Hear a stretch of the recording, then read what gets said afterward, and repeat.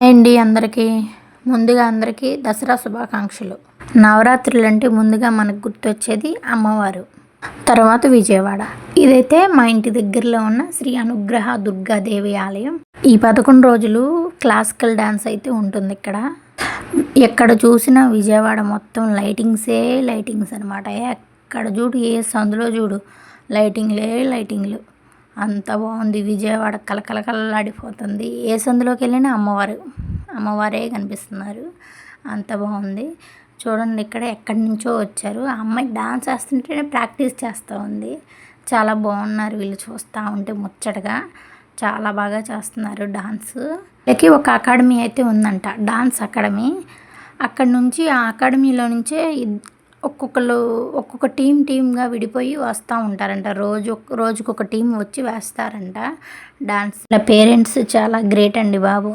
నేను ఎందుకంటున్నానంటే, అలాగా వీళ్ళని రెడీ చేసుకొచ్చి 7 కల్లా వాళ్ళు డాన్స్ అయిపోయే వరకు వాళ్ళు అలాగే అక్కడ కూర్చుంటారు. 9:30 అవుతుంది. చాలా గ్రేట్ అండి బాబు, వాళ్ళ ఓపికకి చెప్పుకోవచ్చు. ఇంకా చిన్న పిల్లలు ఉన్నారు, చాలా క్యూట్గా ఉన్నారు వాళ్ళు. ఆ శారీలో చిన్న పిల్లలు డాన్స్ వేస్తుంటే చాలా బాగున్నారనమాట. అస్సలు ఎంతైనా క్లాసికల్ డ్యాన్స్లో ఉన్న మజానే వేరనమాట. వాళ్ళు కళ్ళతోనే ఎక్స్ప్రెషన్స్ ఇస్తారు ఆ డాన్స్లో, చాలా బాగుంటుంది. మనకి ఈ గుళ్ళో ప్రత్యేకత ఏంటంటే, మనకి ఆ సేమ్ అమ్మవారు ఎలా ఉంటారు ఆ కొండ మీద, ఇక్కడ కూడా ఈ గుళ్ళో కూడా సేమ్ అమ్మవారు అలాగే ఉంటారు. అక్కడ అమ్మవారు చూసినా, ఇక్కడ అమ్మవారిని చూసినా అదే ఫీలింగ్ ఉంటుంది అనమాట. మనకి సేమ్ అమ్మవారు అలాగే ఉంటుంది. చాలా బాగుంటుంది అమ్మవారు. ఇక్కడ ప్రత్యేకంగా ఏంటంటే, ప్రత్యేకంగా ఇలా పెట్టారనమాట.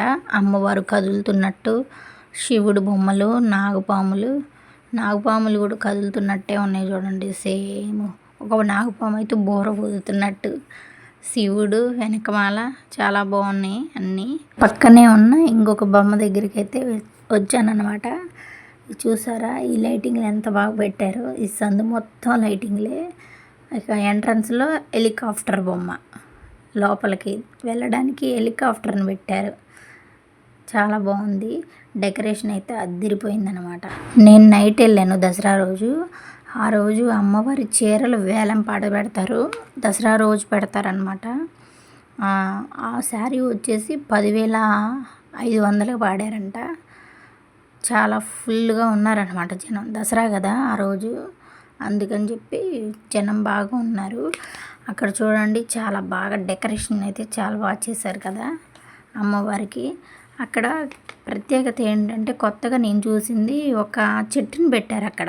చెట్టు అయితే నేనైతే ఉసిరి చెట్టు అనుకుంటున్నాను. ఆ చెట్టుకి చిన్న చీటీలు రాసి, ఆ చీటీల్ని అందులో పెడుతున్నారనమాట. ఆ చెట్టుకి ఏంటంటే, నేనైతే అనుకోవడం కోరికలు అంటారు కదా సినిమాల్లో చూస్తాం మనం, అలాగా చెట్టుకి పెడుతున్నారు అందరూ చీటీలు రాసి. కానీ ఎవరి నమ్మకం వారిది కదా, అమ్మవారి మీద వాళ్ళకి అంత విశ్వాసం ఉంది. ఇక్కడ 11 సంవత్సరాల నుంచి అయితే జరుగుతుందంట. ఇది 11వ సంవత్సరం చేస్తున్నారు ఇక్కడ. చాలా బాగా చేస్తారు. ఇక రేపు అంటే దసరా అయిపోయిన తెల్లారి అన్నదానం పెడతారు. నెక్స్ట్ డే ప్రభలు ఉంటాయి. కానీ ఆ రోజు శుక్రవారం అలా వచ్చిందని చెప్పి ఆ రోజు కాకుండా ఆదివారం అయితే పెట్టారనమాట. అమ్మవారిని చూడండి ఎంత బాగా అలంకరించారో. చిన్న అమ్మవారు, పైనేమో అమ్మవారి విగ్రహము, ఇవేమో చిన్న అమ్మవారు. చూసారా సేమ్ అమ్మవారు ఎలా ఉన్నారంటే, పసుపు రాసుకొని అమ్మవారిని చూసినట్టే ఉంది, కళ్ళు తెరిసినట్టు. నేనైతే దగ్గరికి వెళ్ళి చూశానమాట. చాలా బాగుంది అమ్మవారు అయితే. మంచిగా అలంకరించారు. గ్రీన్ శారీ కట్టారు అమ్మవారికి. చాలా బాగుంది అమ్మవారు, అలా కళ్ళు తెరిచి చూస్తున్నట్టే ఉందన్నమాట. బయట ఇలా డెకరేషన్ చేశారు ఆ సందు మొత్తం. మా ఇంటి దగ్గరికి అయితే ఫుల్గా లైటింగ్ అనిపించిద్ది అనమాట. నైటు వెన్నెలలో నడుస్తున్నట్టే బాగుంటుందన్నమాట లైటింగ్. ప్రతి సంవత్సరానికి చేంజ్ చేస్తూ ఉంటారనమాట. పోయిన సంవత్సరం ఒకలాగా పెట్టారు, ఇప్పుడు ఒకలాగా పెట్టారు. చాలా బాగుంది కదా.